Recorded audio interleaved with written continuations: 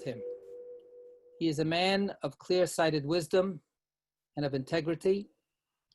He is a man of peace. His presence in our community gives me hope.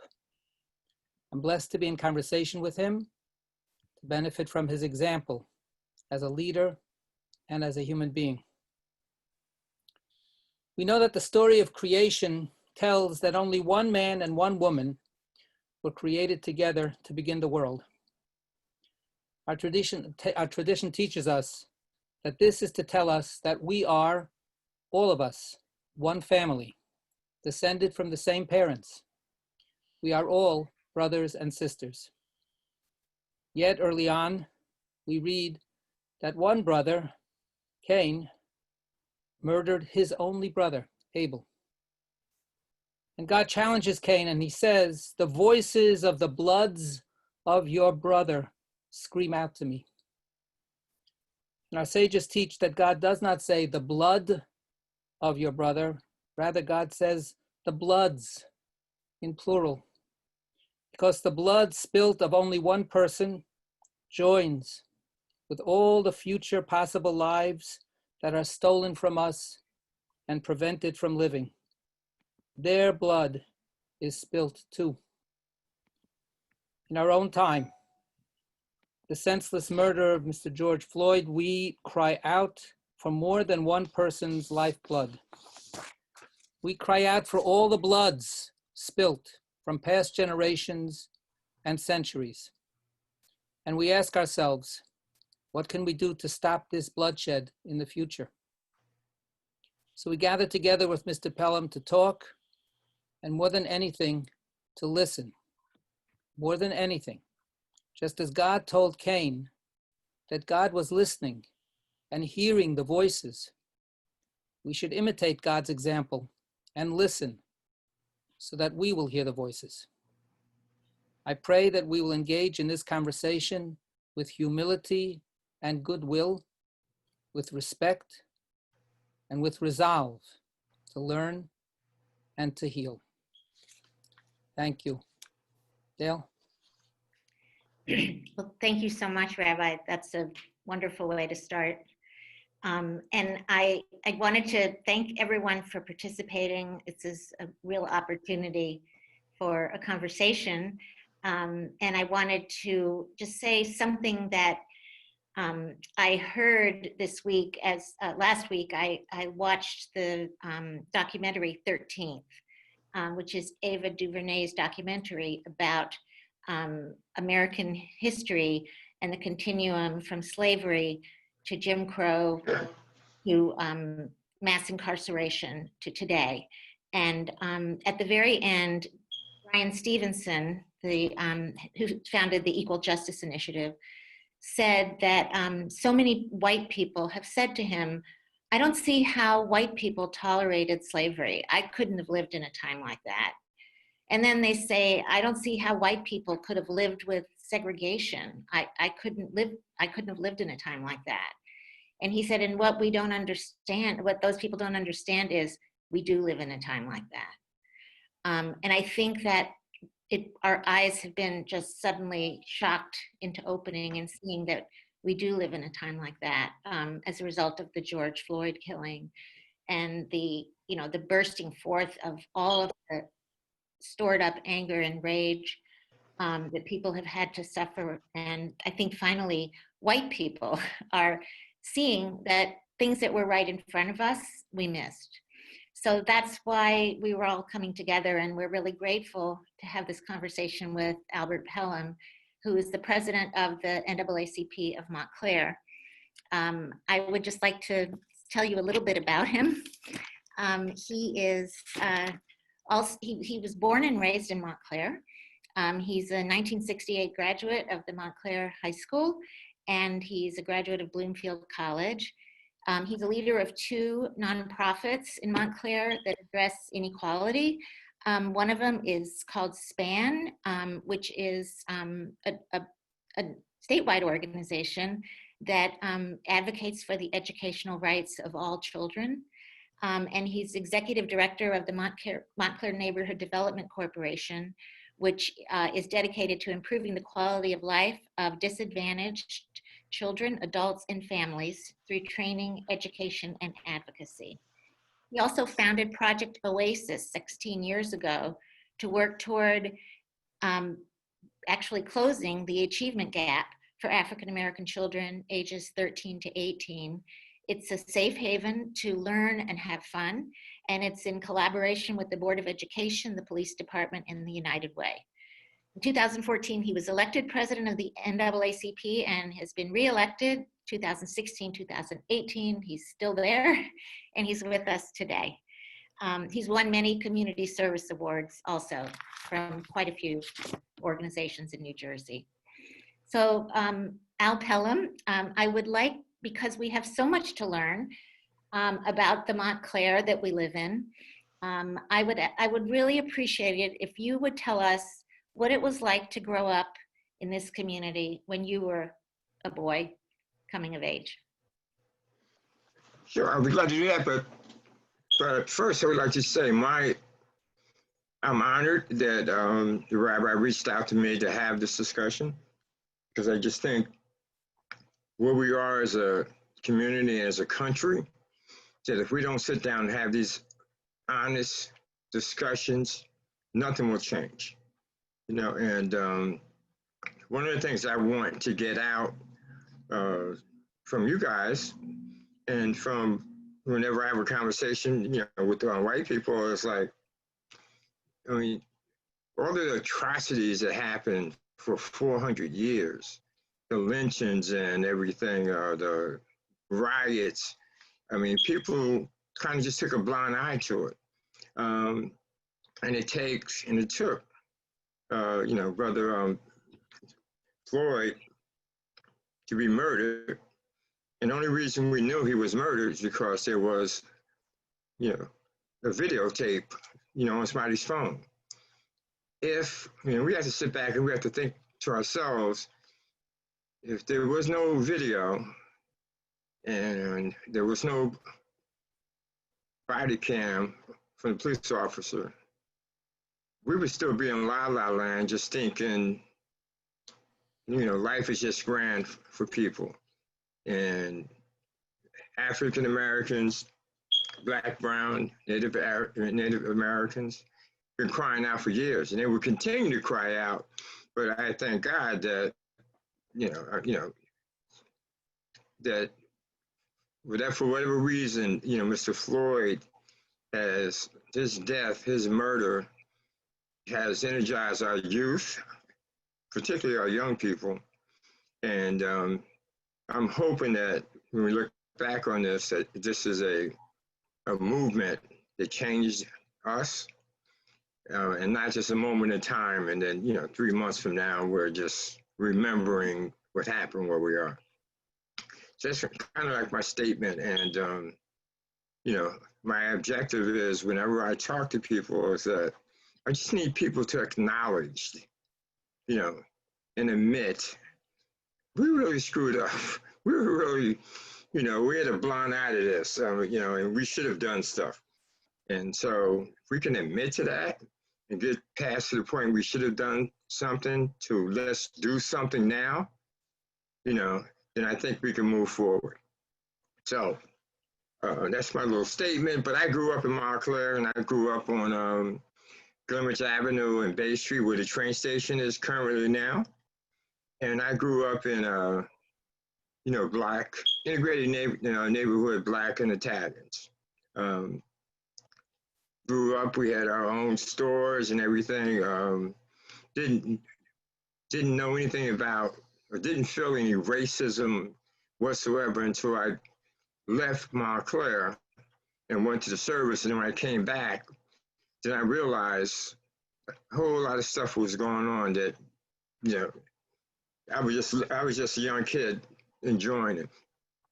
And an example would be that we grew up and we had, you know, YMCA on Washington Street, which was the Black Y. And the fact that it's called the Black Y indicates that there was another Y, which is the white Y, and we were not welcome, you know, in that Y. You know, again, this is Montclair. This is not Selma, Alabama, or something to that effect. This is Montclair. You know, but again, I grew up, and many of my friends today, I met them at the Black Y. You know, so while it was good, and I learned a lot of different things, when I say you, white America knew that that was a segregation, that there was a Black Y, and you guys were not welcome to the white Y. Grew up going to the Walmart Theater, and the bottom line was, you go to the theater, we were ushered upstairs to the balcony, which is great because I wanted to be in the balcony to watch the movie, but the bottom line was, we were not allowed to go downstairs to mix with white people. You know, again, white America was aware of that, and you accepted that. I mean, there was a lot of just crazy things that were happening in Montclair. And like I said, when I grew, you know, as growing up, we would go to Bloomfield, to the Center Theater and the Royal Theater. And to get down there, we had to walk through Glen Ridge.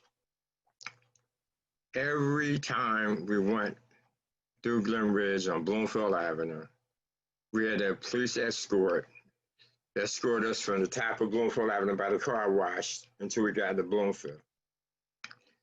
Pure racism, but for us, it was just the nature of the beast. I mean, we just, you know, growing up, for me, I was so happy to go to the movies. You know, it just became the norm.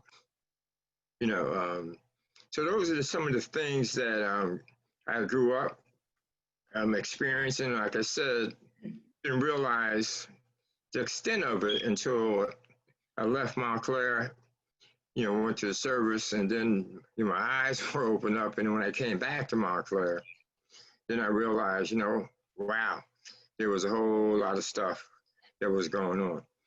And, you know, going to Willowbrook Mall in a car, without a doubt, young black guys in a car going to Willowbrook would be stopped by the City Grove police every time.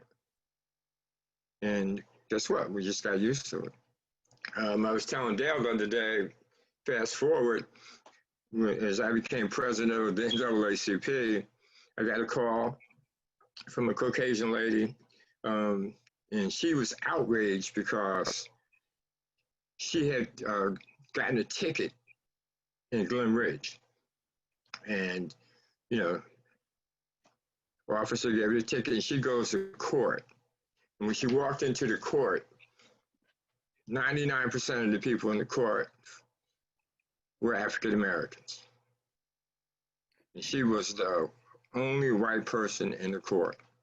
So she called me up, you know, just, what are we going to do about it?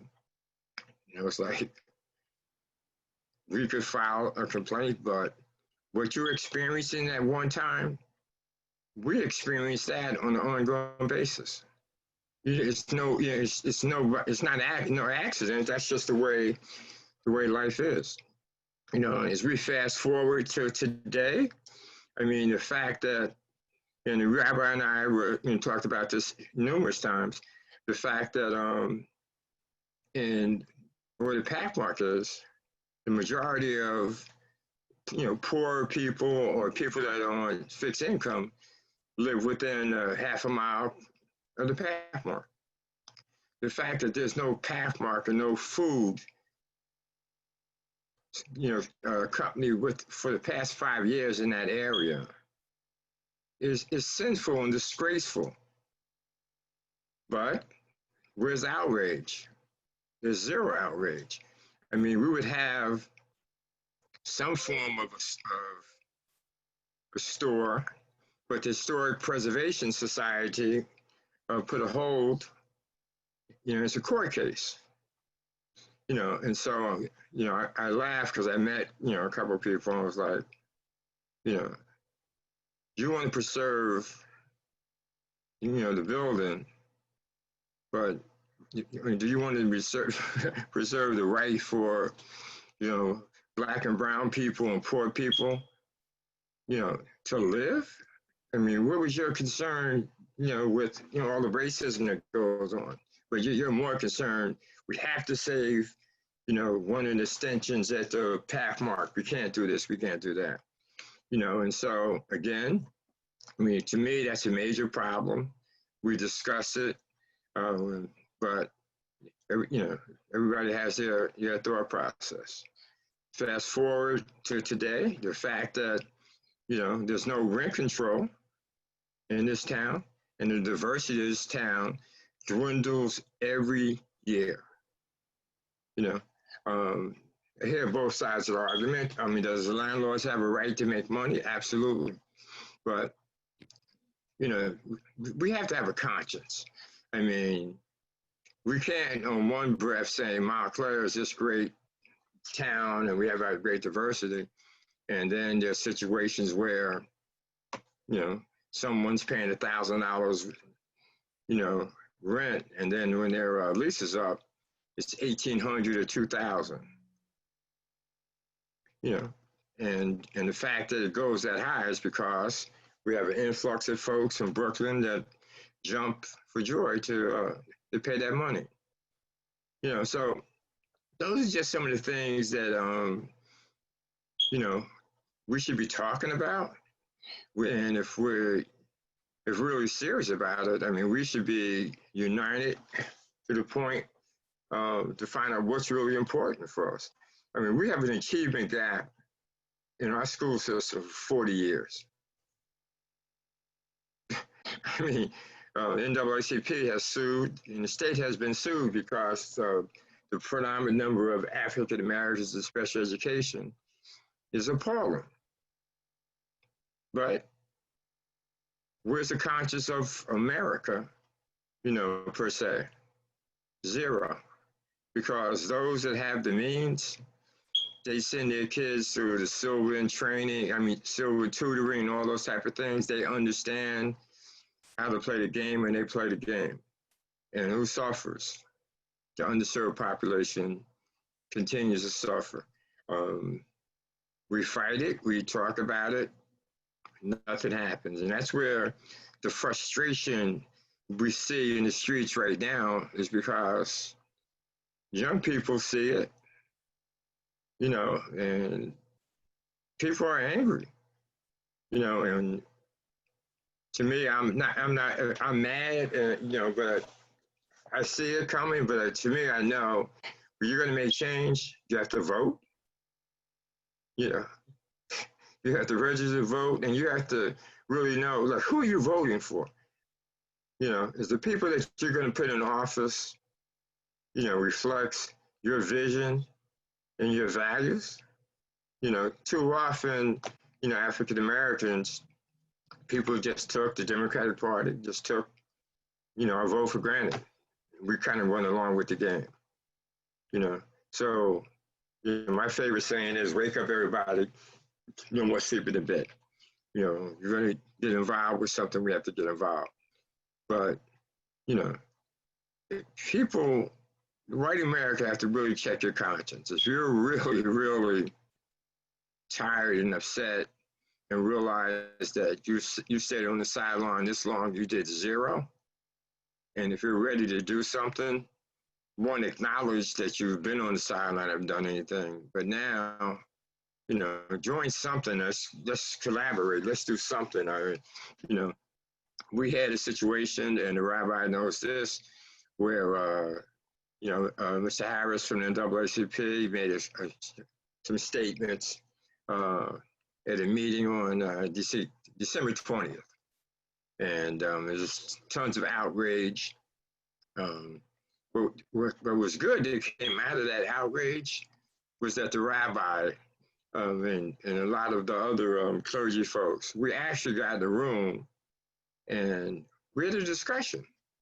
And from that discussion, there was a commitment to fight for rent control. And now I think we have established relationships and collaborations. So sometimes, God throws a storm in your way, but sometimes we can learn from that. So I think we all have to you know, listen to people, but also hear what they're saying, you know, and if we do that, we could make a difference. So hopefully that's it for me, Dale, with my little history. You know, I wanted to ask one other detail that you told me on the phone that you didn't mention growing up was that if you tried to venture into Upper Montclair as a boy, the Montclair police turned you around. Is that right? Yeah, absolutely. And 2 points. One, I really didn't go to Upper Montclair because our neighborhoods were great. If we wanted to go up to Bonds up in Valley Road, I mean, the Montclair police knew any African-American families that lived up in that area. So they knew you right away that you really didn't live up here. And so, you know, if we were going to Anderson Park or we were doing anything to that effect, we were turned around, you know, with no questions asked. We were just kind of turned around. But again, we were used to it, and it wasn't like, you know, we were jumped on anything. It was just like, you guys, where you guys going? And, you know, we're going there and there. And then we would just get turned around, you know. And for us, as we got older and more aware of things, you know, to me, the difference between living in Montclair for an African-American kid and living for a white kid, I mean, African-American parents, before your kid can go out, especially when they get to that 12, 13, 15 years old, you know, you have to be, you know, we have to sit them down and say, look, if you get pulled over by the police, do the following. Don't make any sudden changes. Don't talk back. Don't do this. Put your hands, you know, right a glove compartment. You know, so to have to go through a process of explaining to your child what has to happen when the police are there to preserve and protect you, but when they pull you over, you have to be afraid and intimidated because, you know, right away people are going to think you're wrong and they're going to have an attitude to think that you're a bad person. White America never would have to do that. I mean, I know tons of cops, and your attitude is, if you're going to a party in Upper Montclair, you don't go with the same attitude as you do when you go to a party, say, on Mission Street. And that's just systemic racism that exists. That's just the nature, you know, of where it is. You know, I think that we want to focus on the things that you've said and figure out what we can do to fight them. One of the people that has been really speaking a lot in the wake of the George Floyd killing is Ibram X. Kendi, who is the founder of the Center for Anti-Racism at American University. And he says that it's one thing to say I'm not racist. It's another thing to be an anti-racist. You know, like you can't just say, like we all feel great that we live in this diverse community. We made an affirmative decision to move here and be part of an integrated community, but it's not over. When you move here, there are issues that you have to contend with. And I know I'll admit, you know, what you said about the grocery store. I've been thinking about that, and I think that's just really wrong. But have I done anything? Have I gone to a meeting? Have I gone to city council? I haven't. And I mean, the idea that Montclair is a food desert for people who live south of Bloomfield Avenue is just insane. But, you know, we go to Whole Foods, we go to wherever, and we're fine. So I think that, you know, there are a lot of things we want to identify and work on. But I do want to ask you a couple more questions. You know, this whole, the issue nationally is so focused on policing. And I'd like you to talk about our own police department and the issues that you see there that have to do with race. Because I know like a year or so ago, the Star Ledger had a report on all the police departments in New Jersey, and it showed that the use of force in Montclair comes into play 5 times as often with Black people as it does with white in Montclair. And I just wanted to hear what you have to say about the Montclair police. Right. So I think, to me, when I talk about voting and stuff, to me, power is local. And I think we make a big mistake when we just, we try to compare what's happening in Montclair versus national. In Montclair, one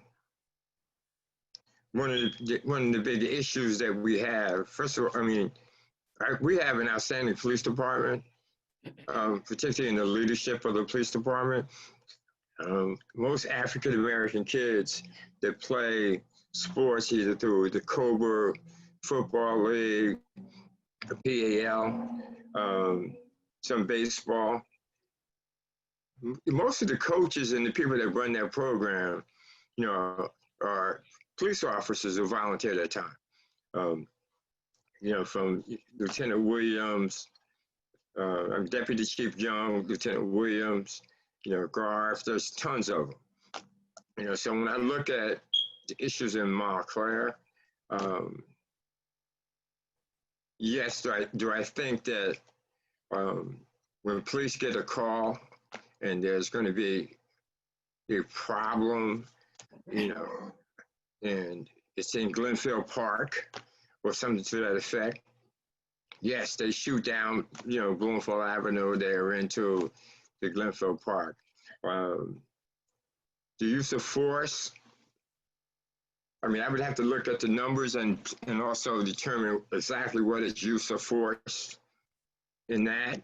When you look at use of force with police officers,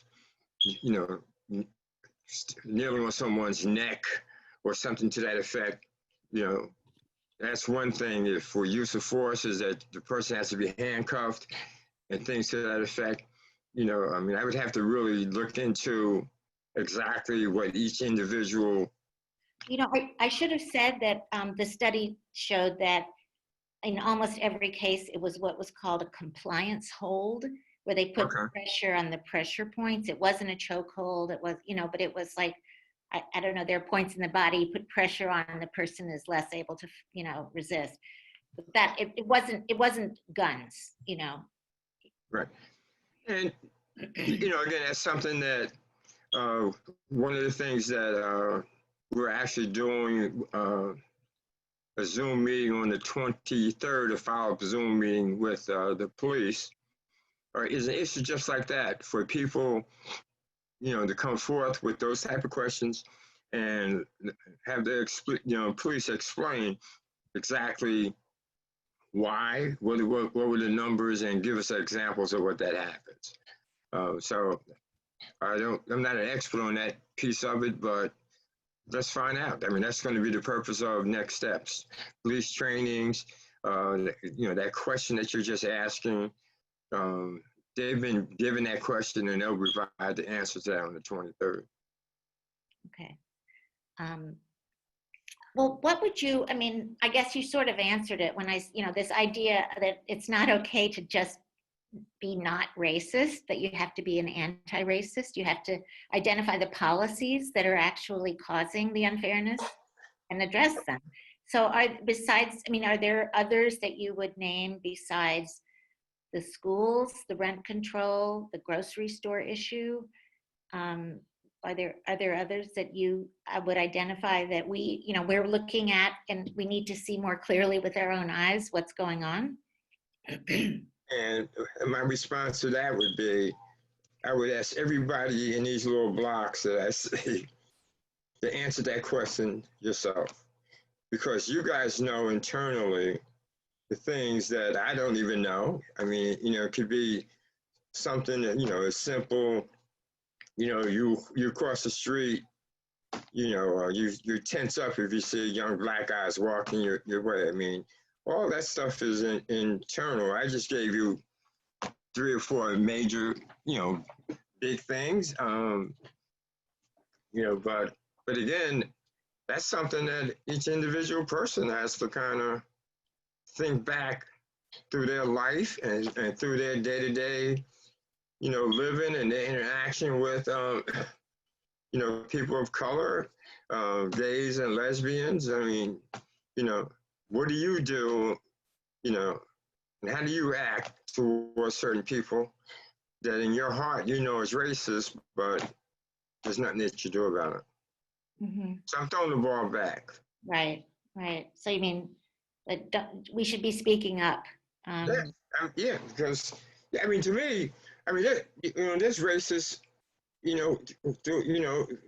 blacks have race against different blacks themselves. I mean, there's racism in all of us. I mean, it's just that sometimes when you can be a racist, but if you have no power, there's nothing you can really do about it. And I'll just add this: when I was growing up, we could not go. My parents could not go to the bank to get a loan. Could not. And so how we got new stuff, furniture and stuff, we had a guy that would come in our community, and his name was Mr. Reitman, great guy. Our avenue to getting stuff on credit so that we could have new stuff was through Mr. Reitman, because we could not go to a bank or to a department store or whatever to get credit to buy stuff. So we grew up knowing that's the process. How did that work? What did he do? What he did was that if he knew, and everybody in my neighborhood was applying to Mr. Reitman, and so he knew if we wanted a new TV or we needed a wash machine, he would come in and say, "What you need?" Yes, that's what we need. Wash machine would be delivered the next day. And he would, whenever payday would come around, he would just come around every Friday, whatever, payday. And people would pay him what they could pay. But the bottom line is, when you look back, that $300 wash machine, you end up paying $3,000. Oh my God. But if you didn't know any better because you could not go and get a loan for $300, you do what you have to do. That's systemic racism. So he was a loan shark, and you were just basically, you were his prey. And I wouldn't say he's a loan. I'm saying that he knew that there was a need in that community, and he provided a service in that community. When you look back on it, we were grateful, that we had the opportunity to get new stuff like, white kids in Upper Montclair could get. But the bottom line is, we would be paying outrageous numbers. But for us to survive, and that's all we knew, that's what we did. And so that's a story of, a whole lot of African Americans that lived in Montclair in the 4th Ward. But the people that ran the banks, they knew they weren't giving us loans. White America that lived, in Upper Montclair, other parts of Montclair that could do that, they knew we weren't be able to get the loans. But what did they do? Turn a blind eye, because this is the way, it's no different than, watching lynchings and stuff. You saw it on TV, you saw it in the news, but you did nothing because it really didn't affect you at that point in time. But come forward right now, everybody's angry. Everybody wants to make a difference. And I just hope that we have a momentum going. It's just not moments in time. I'm hoping that, conversations like this, or people going to the marches, it's not just giving people the opportunity to feel good about themselves, but they're angry and they want to make a difference. Right. I mean, it's one thing to say you're against racism, but it's a lot of work to actually fight it. And that's what you're saying. If we want to make a difference, we have to work really hard, and we have to work together. And that was my next question. I mean, right now, if you just look in the crowds in the streets, this is an extremely multiracial integrated movement. You know, I mean, I think even more than 50% of the people that they've for looking at the photos, you know, they say that in most of the big marches, they're more than half white. And I am wondering what you think we have to do to make sure that we all stay together and everybody continues to feel part of the movement and welcome in it. Well, I think people are angry now, and you know, so there's a lot of young whites, you know, and some white people that have, you know, whatever reason they're there now, but we have to kind of like sit down and think things out. Like one of the topics we're going to talk about on the 23rd is that, you know, the signs, defund the police department. Well, if you defund the police department, I guarantee you 3 weeks later, it's going to be another march to say, refund the police department, because it would be anarchy. You know, I mean, so, you know, I just wish somehow we could take all the anger, you know, and really sit down and kind of say, okay, before you can even think about defunding the police department, like, what's the budget of the police department? You know, if you don't know what the budget is and you never questioned it before, we should be questioning the town council. So what's the budget of the police department? We want specific breakdowns of how that money's spent.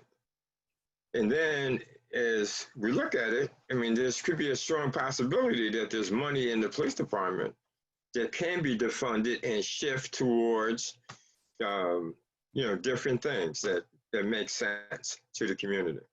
Yep. Yeah. Actually, a participant has just written in that the police department budget in Montclair is 16 million. And like many towns and cities, it's the largest single part of the budget. So that's a number. Yeah, but what's the breakdown of the 16 million? If the 16 million is 100% salaries, you know, then we're saying cut half the police department. I mean, I just want to know what it is and what's the breakdown of the police department. Well, I mean, to me, one of the things that we're fighting right now is that we have a letter to Essex County prosecutors because there were funds. I think it was like several $1 million of forfeiture funds from drug busts and all that the governor signed in the law that all the county prosecutors could apply for that money. And then, you know, it could go out to the towns. You know, so a question for me is, did Montclair apply for the money? How much money was it? And the question to the police department and the new town council is, how come Montclair don't have body cams? Doesn't have what? Body cameras. Mm-hmm, mm-hmm. Right. You know, and so some people were saying that, well, we can get the body cams because that's just buying a camera.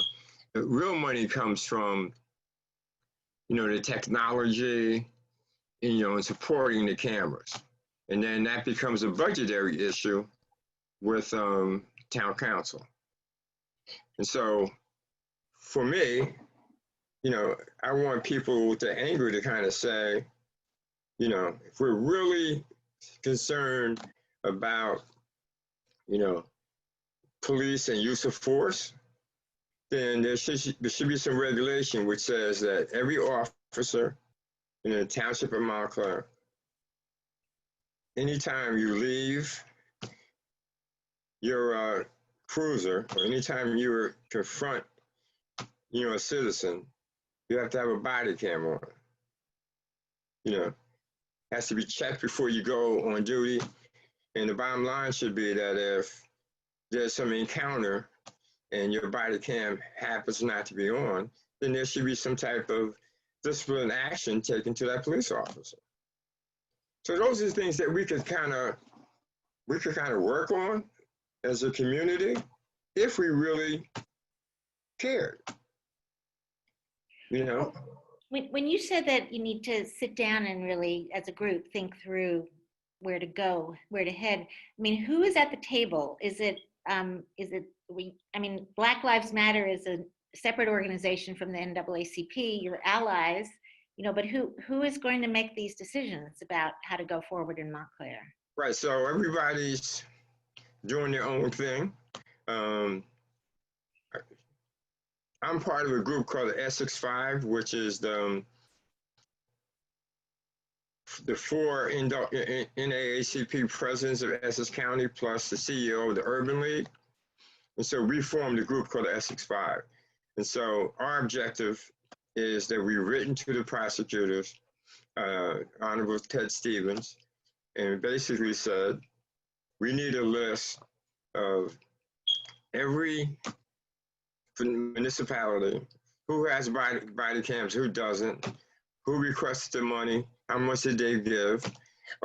Same thing with the Sheriff's Department and Essex County Police. So we want all that information.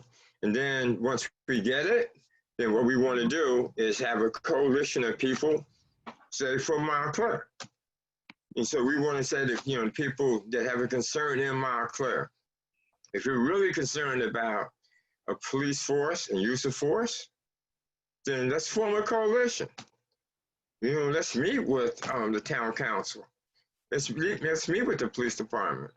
And it should be all walks of life. It shouldn't just be NAACP. It should be members of Black Lives Matter. It could be, you know, Jewish congregation. It should be anybody that has an interest. You know, we should sit down and we should think, you know, think things out. And the bottom line should be that if we're in agreement and if it costs X amount of dollars in the budget, then we should be forcing the town council to put that money in the police department's budget, because we want to eliminate any chance of someone, you know, George Floyd happening in Montclair. So if you get pulled over, please come see your car. You know, good afternoon, body cam's on. And we have a right to, you know, listen to that footage. But again, that has to be a community effort. That has to be what's important to the people. So I'm just telling you things that I felt are important. If you had another group or somebody else speaking, they would have someone else. I'm just saying we all need to listen to each other, and we need to hear what's being said. And then if we have, you know, things in common, and even if you don't have any things in common, you know, we could walk away from a table saying, well, we really can't do that because we have nothing in common. But we tried to do something. You know, we need to try to do something. I mean, again, to me, as I said earlier, my two biggest things is the achievement gap, you know, the food, you know, the supermarket for, you know, the people in the Fourth Ward who go to CVS to shop for food, go to the bodega to get fresh vegetables, you know, and more importantly to me is rent control, because the diversity we're losing on an ongoing basis. So those are things that I'm fighting for that's important to me, but there could be other groups that other things are important to, you know, to them. When you have these gatherings at the table, are the young people there? Because as you pointed out, the young leaders are so key to this movement. Well, so when we had our initial conversation with the police department, the youth council, excuse me, of the NAACP, they refused to participate in that discussion. And their argument was that they didn't want the police department to use them as a pawn, as a photo op, to say that, you know, young people in the police department are talking. I disagreed with them, but at the same time, I respected the fact that they were taking a leadership role as to what they thought was important for them at that point in time. And so, you know, they did their thing. But again, I would tell anybody that if you want to know who you think is the enemy, you want to know what they're talking about, you need to hear and listen and take the opportunity to ask questions. Or you simply just walking away and not even asking a question. Then you walk away with your preconceived notion and you're not willing to make change. Right, right. Someone pointed out in the chat here that the police who killed George Floyd had body cams also. So Well, we had seen the body cams. What we saw was, filming from people on their cell phones. And so again, if we believe that there's this blue line that they protect each other, they could have body cams. Doesn't mean you would have seen, the film, or you don't know if the body cam was on. Right. Okay. There was one thing that I wanted to ask about. In the past, I know it's not true anymore, but in the past, the Black Lives Matter movement had as one of its, key principles the opposition to Israel, and embracing the boycott, divestment strategies. And I know that that actually led a lot of Jewish people to be afraid and offended and not part of that. And I wonder if you think that there's anything that can be done to keep that from happening again, because I do know that, there's a whole history, as you know, during the civil rights movement, a very close collaboration between the Jewish community and the Black community. And we, in our congregation, want that to be true now. So what do you think can be done to make sure that, we can stay together on this? So the difference between Black Lives Matter and NAACP, the NAACP is a 100-year organization that we have a structure all the way up, a national board, the whole thing. And, Black Lives Matter are individual groups that, form, themselves, and they have their own leadership, but they're to the best of my knowledge, there's no corporate Black Lives Matter that you kind of report to. So a Black Lives Matter that might exist in Tulsa might, be, anti-Semitic. Black Lives Matter someplace else might be the opposite. The only way you're gonna find that out is sit down, reach out to them to have a discussion. So we had this big march in 2 Saturdays ago, and there's a young group that was formed, and I could get that information to you. And they were like, we're ready to go. And I think it was 1,000 people marching, and so the fact that they're in Montclair and they were energized in Montclair, I would say, like we're sitting there having an open and honest conversation, I would reach out to them to kind of say, what can we do? Can we join forces? If not, why not? And they need to listen to hear your, point of view, and vice versa. And guess what? You might leave, the conversation saying, we can't get together, but at least you tried. Right. Okay, that sounds good. Earlier I meant to ask you, what do you specifically think when you hear the rallying cry, defund the police? What does that mean? To me, I kind of, because of my relationship with the police department in Montclair and the fact that we are Montclair, I kind of laugh. And in fact, I stopped someone during the protest because young lady, a young Caucasian, young lady, and she had her sign up. And I said, what does that mean, to fund the police department? They got to go, and, I just kept walking. So to me, we should analyze the police department. We should analyze the Board of Education.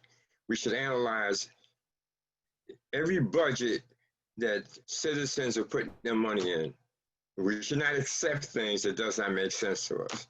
So if I'm on a committee to talk about defunding the police department, as I said earlier, I want to know what's in the budget. You know, if there's money for buying a tank or something to that effect. I want to know what the money, what's in the budget. And then I want to sit down with a group of people, and if there's any way that funds are being used that doesn't make sense, to the collaboration, we should put pressure on town council to remove some of those fundings. When you talk about the schools, I mean, I know you've for years and years worked very closely with the schools. Where would you start to restructure the schools or to fix what's broken in the Montclair schools?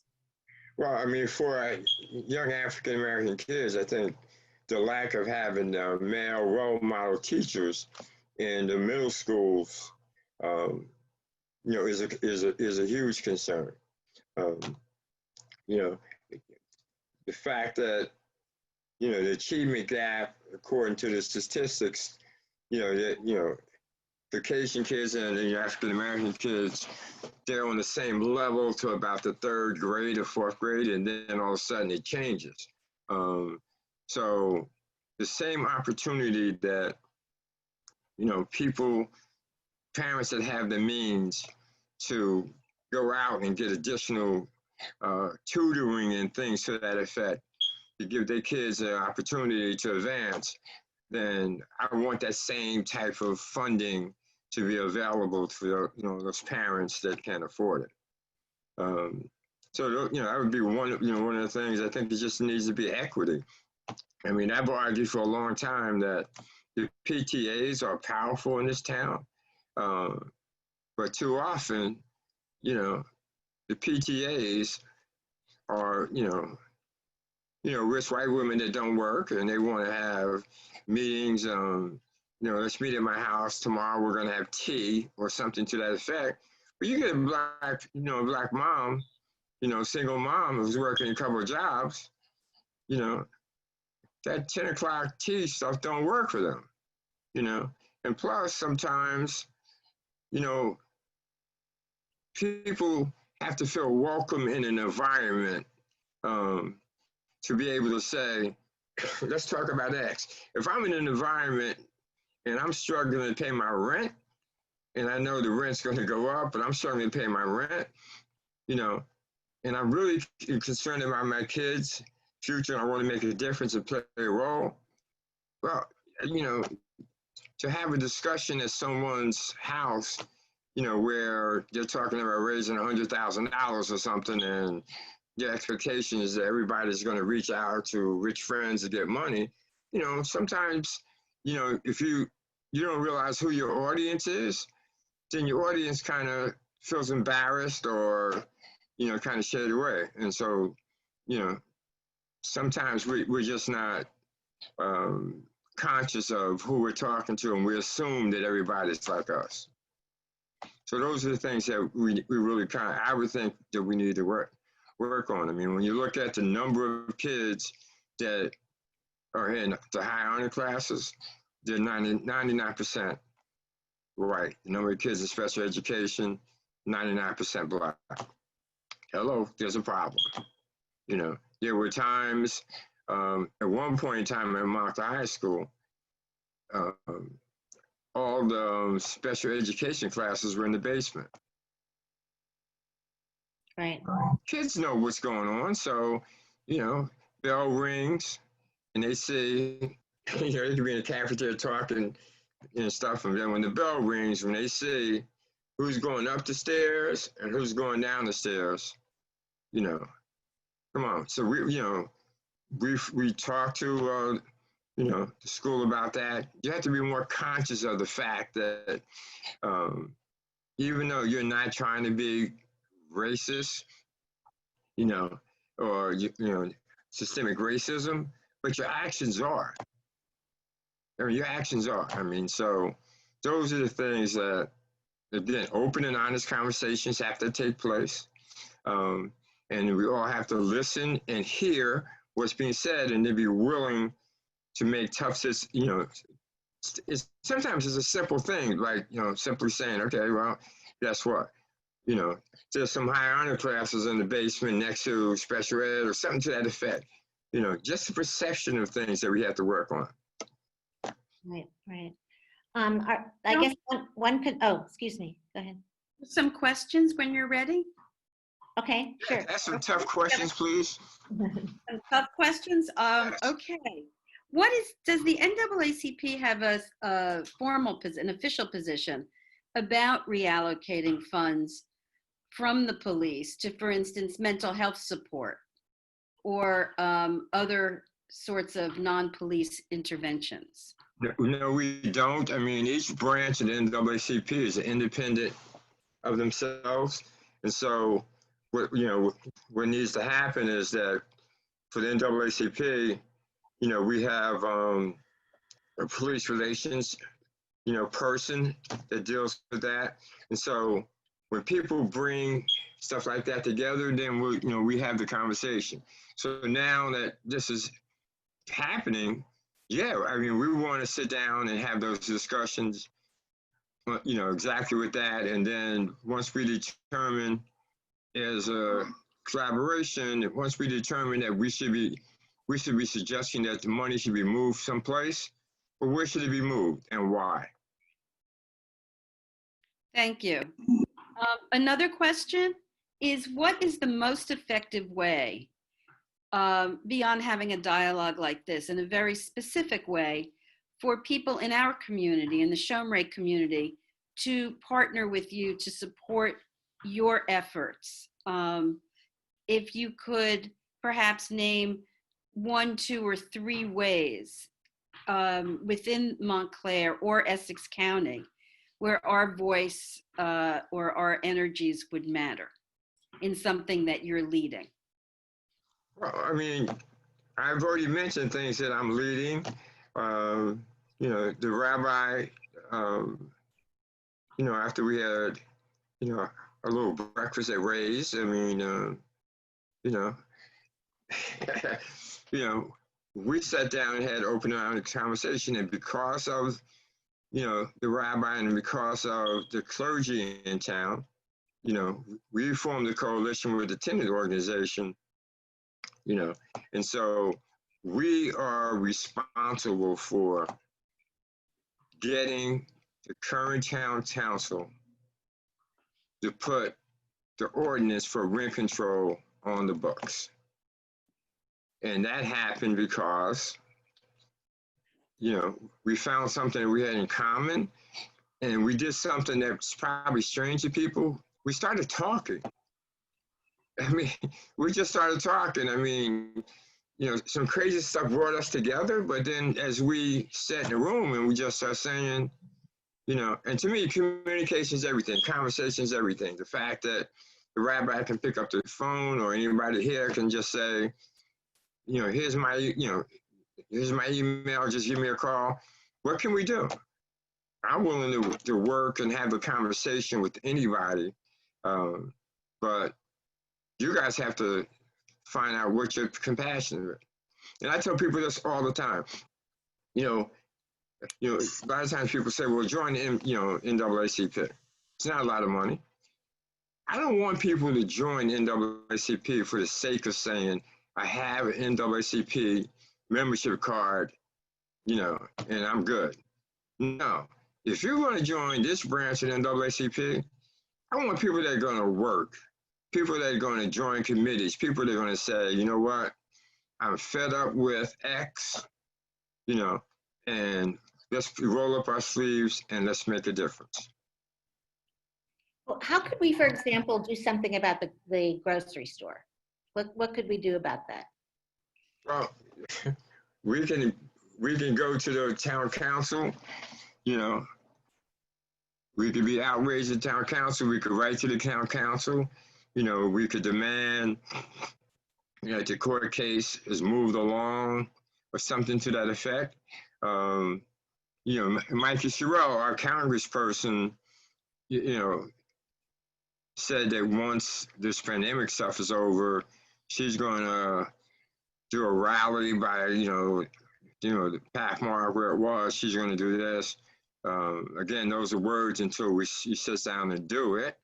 But I don't have all the answers, but if your congregation is angry and you want to do something about it, then this should not be the last time we have this conversation. Right. You guys should say, get your coalition together, and you should say, let's meet and come up with next steps that you're in agreement with. Let's get other temples. This country is about numbers and power. Right. And that's the bottom line. And if we went, to the town council and did what we had to do, we can make a difference. One thing that a congregant had written to me in advance of this was, that we're coming late to the game, but we want to know people better. Like you and the rabbi picked up the phone, you all got together, you had a meeting, the clergy from lots of different congregations were there. We can't do that right now. How can we do it anyway? We can do it on Zoom. We can do it on Zoom. I remember after, we had the meeting and the big blow up in December. Rabbi Katz invited me to his temple in Bloomfield, I believe it is. I'm not sure the name of it. And yeah. Right. And so he was like, are you willing to come to talk, to temple? Absolutely. And you have any restrictions on anything that you want to talk? No, I don't want to know what you're going to ask me. I have no restrictions. Just invite me, and whatever comes out of my mouth is going to come out of my mouth, But that was such a blessed evening. And people, that evening was funny because people were coming up and they were like, I didn't know that there was no supermarket. I didn't know this. I didn't know that. Why didn't people just go to King's? Why don't people go to Whole Foods right up the street from where the Pac-Man was? All right, well, wake up. The difference between spending at Whole Foods and the Pathmark and you're on fixed income shows me how insensitive you are to what's really going on in life. But, based on that, people were energized at that point in time. And so there's next steps, there's many next steps that we could have, but we have to be willing to meet and work on things and then get a coalition of people. And to me, once you make a commitment to it, make a commitment and let's see how far we go. I think we can do meetings like this, but do you think there's a way to do people to people, like just, where it not sort of people to leaders and leaders to congregations, but actually just somehow figuring out ways that we can all get to know each other better, even in this period of social distancing? Well, my breakfast at Ray's was like, I think $8 or something. So anybody who wants to spend $8 that's a joke, folks. But that's on everybody else. I think that there are tons of people in this community that would love to have an opportunity to meet other people and have open and honest conversations. There are some angry people in the community that, under no circumstances want to meet with some of you guys to have, a conversation. That's, that's just the nature of the beast, But if we reach out to people, and I keep saying we're Montclair. We have an opportunity to really do things. We have a program at the Wiley Choice Center, which is Glenfield Park, and it's a program called the Do Drop In, and there's seniors, African American seniors that are there. And they're like 2 or 3 times a week. Sometimes it's 40 or 50 of them. That would be a great opportunity we'll probably be opening that back up once we hear from the county probably in September. But that's a great opportunity for, groups of people to come down and just say, let's just talk. Let's break bread together. I mean, to me, it's so simple to kind of just do that, but we have to really want to do that. I mean, I could be the catalyst to just jump start it. I'm pretty sure the rabbi would be willing to try to do that, but, I'm hoping what comes out of this is that you guys have next steps as to what you want to do, how we can do it, and I'm a willing participant, to see what we could do. Okay. I think if people have questions, please write them in the chat box and Audrey will ask them. I think that's the way we're doing it, right, Audrey? Yes. Okay. All right, good. Okay. I am pretty much ready to turn it over to congregants who want to ask questions. So Yeah, that's good. yeah, so if you all will type some questions for Audrey, or Audrey, if you have some that you want to ask. I mean, actually there was one here. Somebody asked, about education. You mentioned one thing that you thought more money could be spent on, which was more resources for tutoring for kids who need it, and who can't, whose parents can't provide it for them. Do you have other categories that you would suggest that would make, people could advocate for? Well, not really, but I mean, we have an education committee that meets monthly, and that's a great opportunity for people don't have to be members of the NAACP to go to our education meetings because you want to hear from the public. But any ideas at that point in time, bring it to the education committee. Okay. Do we have more questions, or where are we here? Hang on a second. I think Sarita has some. I have to talk into Audrey's one. The issue is, I think, about how we initiate getting involved, because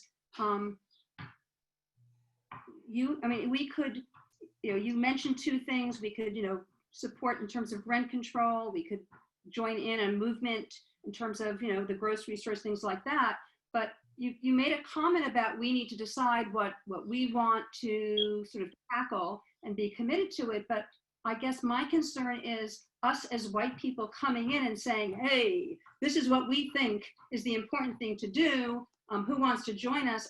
I would think I would feel really presumptuous doing that. So I think that's sort of the tension that I have, that how do we ally without kind of seeming so presumptuous, like as if we know, I don't want us to be like, I'm not the Lone Ranger coming in on a horse. I don't know. I don't know if I didn't phrase that very well, but I think that's our concern. We do want to be allies. It's how do we do that in a way that really is respectful and helpful, and yeah. Right, by simply picking up the phone, sending an email, how can we meet to discuss X, whatever. And I'm an open and honest person, and if you're coming with something that doesn't make any sense to me, I'm going to tell you, yeah, I have no desire to do that because it makes absolutely no sense. I mean, that's what I would do, but nothing that you can come up with, if something you come up with is in your heart and you want to have a discussion, then you should pick up the phone, email me. You could do it to the rabbi, any way you want to do it. But let's open up, let's have the discussion. Nothing should be held back. Anything that you want to talk about, that you think is a good idea, I'm going to just tell you that's good. for, little white kids in Upper Montclair, but does nothing for African Americans. I would tell you that. I mean, if you wanted this, skateboard park or something to that effect, I would want to have a conversation about, how does that affect African Americans? Are we going to remove part of another park to do X? I would just have a discussion. And then if what you're saying makes sense, then, NAACP will be behind it 100%. Because again, I think we have power in numbers. And Right. I just think in this society, it's always about divide and conquer. And so if we ever, what's amazing to me now is that not only in this country, in the whole world, people are like, outraged, and people are united to want to do something. I want to be able to find out how can I lasso all that excitement and stuff and be able to check off some box saying we've accomplished X, X, X, X, X. Thank you. I have another question from someone interested in knowing, we understand that there are police in the schools, patrolling the schools or present in the schools. Is that a good workable relationship? How do the kids take to the police being there? Does that help things? Does it hurt things? Can you speak to that? Yeah, and so some people like it, some people hate it.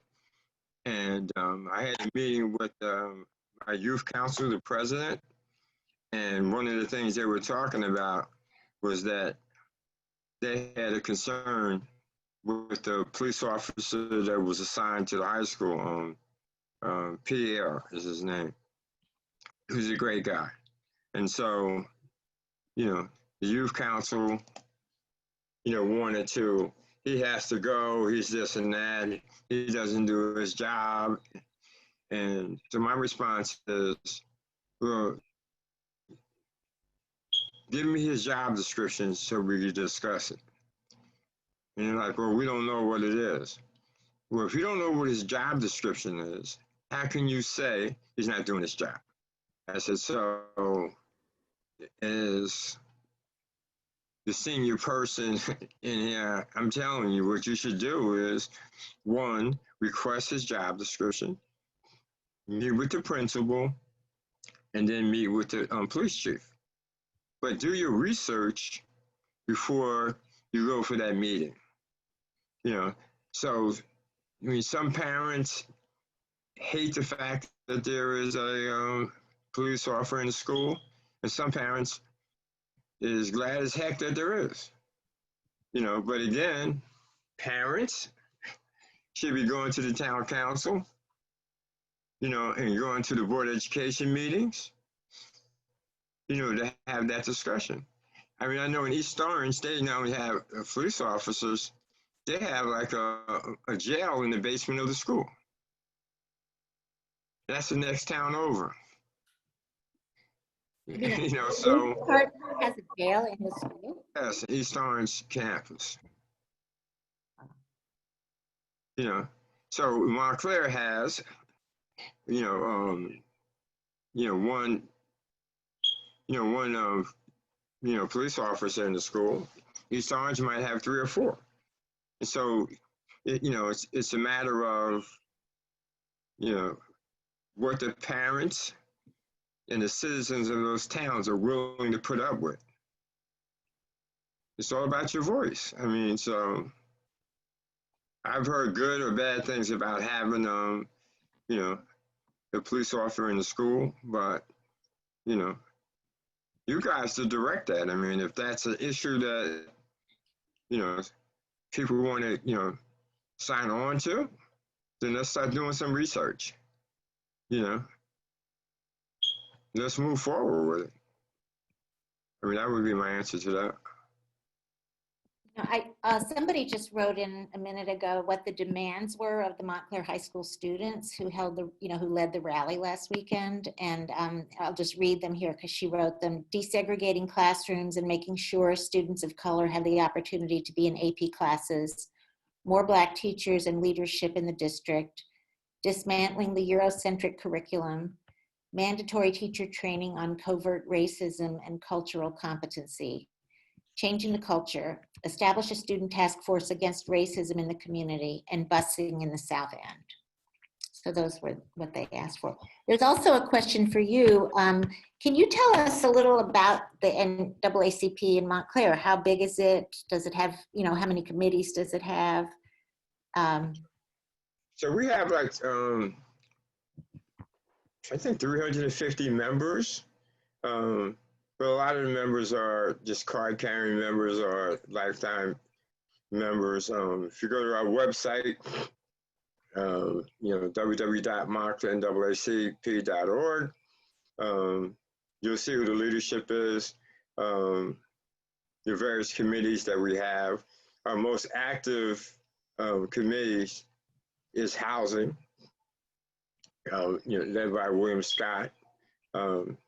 Education, Diane England and James Harris, does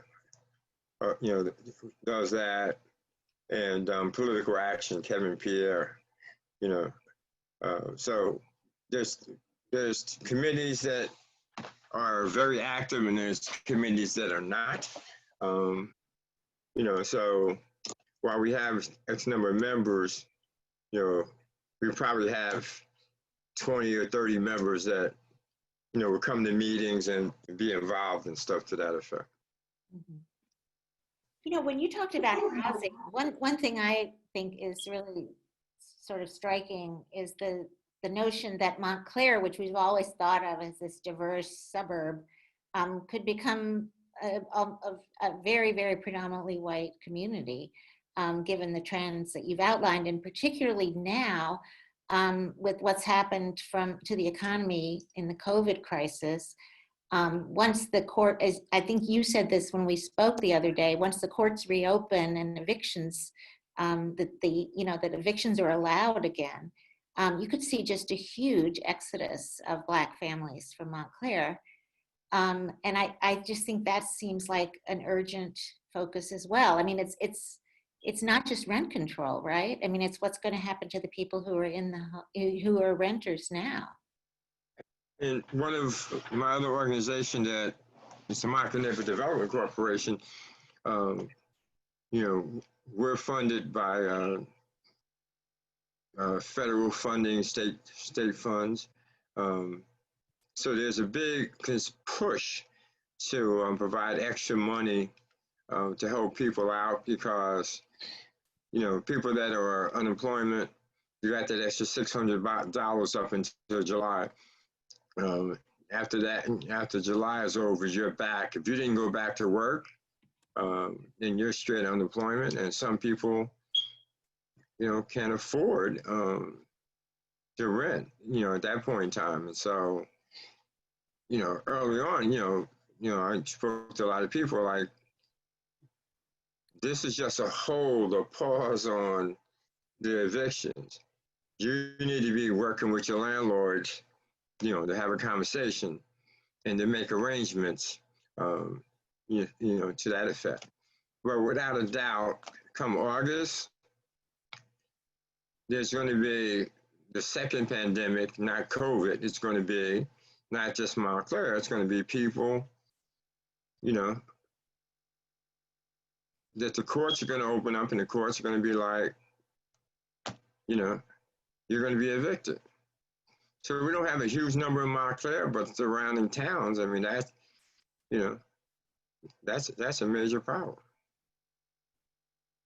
But I want to add this too, because what really interests me also is that you see all the, taking out of the Confederate flags and all the monuments and, in anger.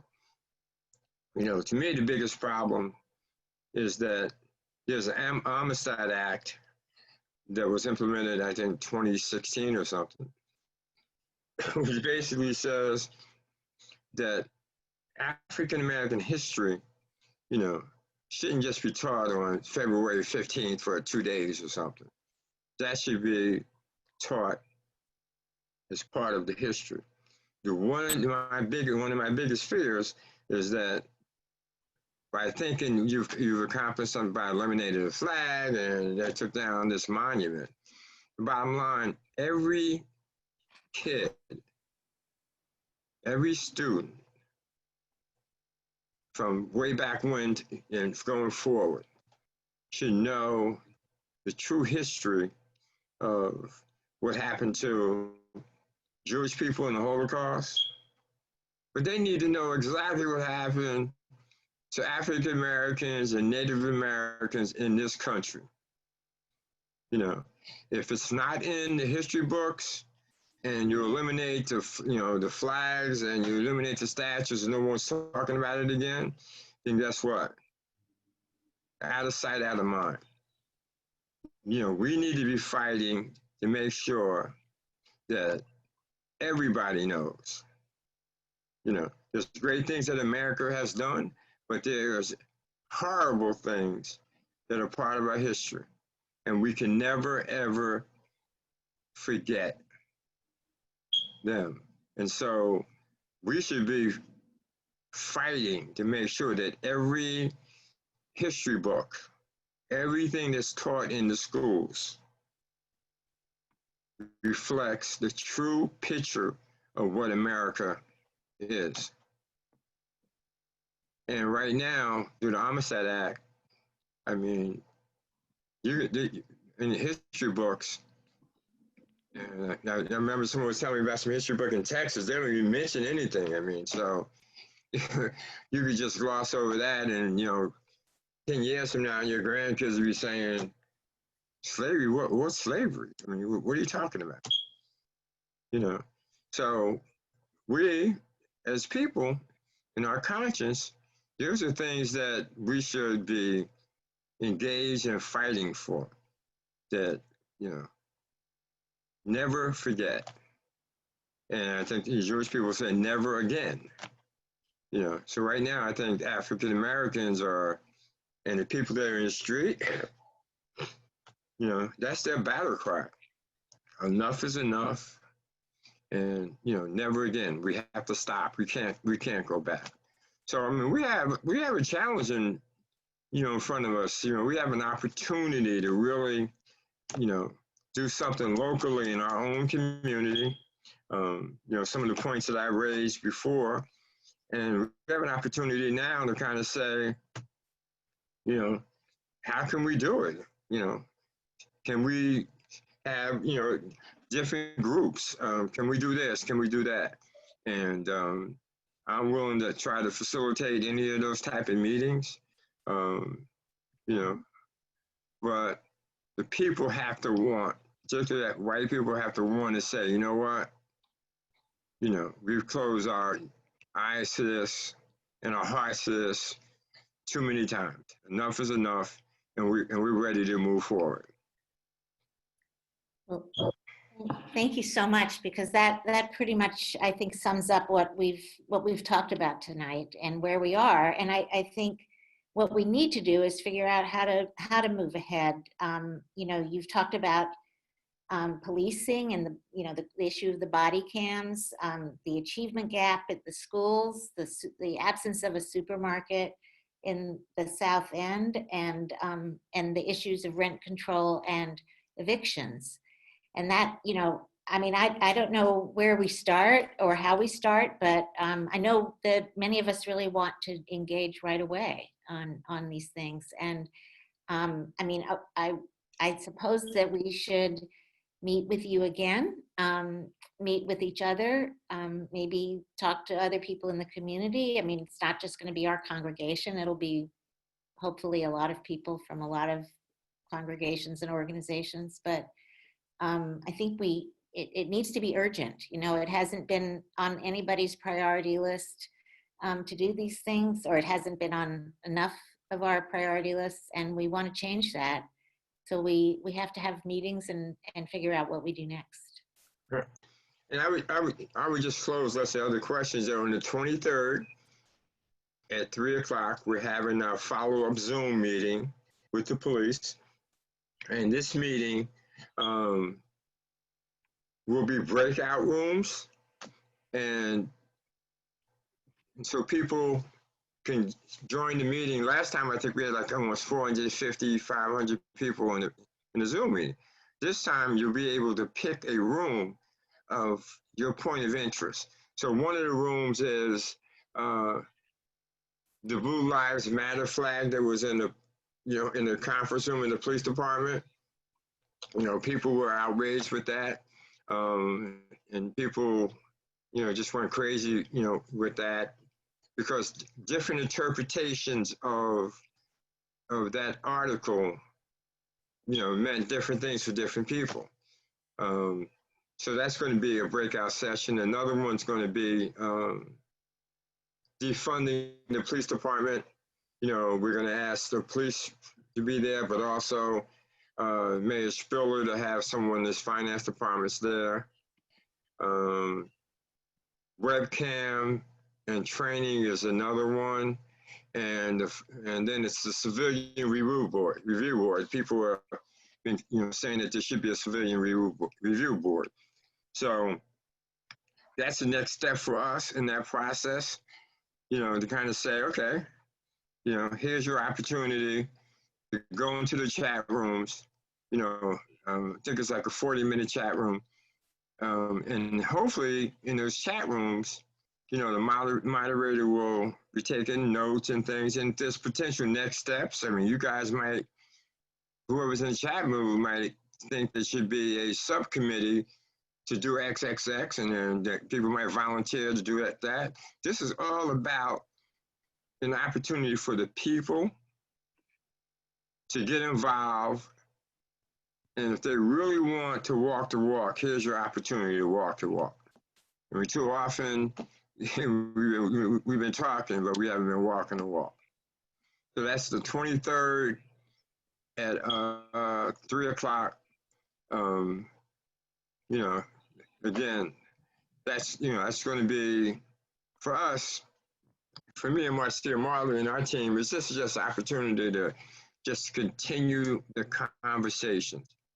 And for people to hear from each, listen to each other and hear what they're saying, and just come up with potential next steps. Okay, and you said that you would get us contact information for the younger people leading the Black Lives Matter group in Montclair, that we could reach out to them. Is that something? Whatever you need. Okay. Just send me an email. Okay. All right, and I think that at least one person asked if we could give out your email. Absolutely. Okay, will you tell people what it is? Yes, Albert Pelham at AOL.com. And my cell is 201-341-1236.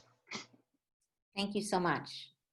So we will be reaching out to you probably as individuals and as a congregation, and we'll. Yeah, I mean, if we want to have another meeting, whatever, I mean, I'm excited.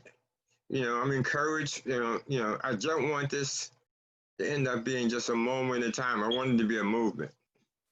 And it's going to be up to us if it's really a movement. So, people can call me anytime if you want to have subcommittee meetings.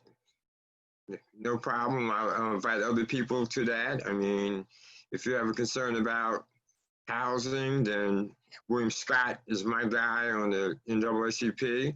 I would hook you guys up with him, and we could talk about different things. But hey, folks, let's ride the wave. Okay, well, we want to thank you so much for just making yourself this available to us, and we look forward to continuing the conversation. Thank you so much. Thank you. Thanks for the invite. Okay. All right. Good night. Good night.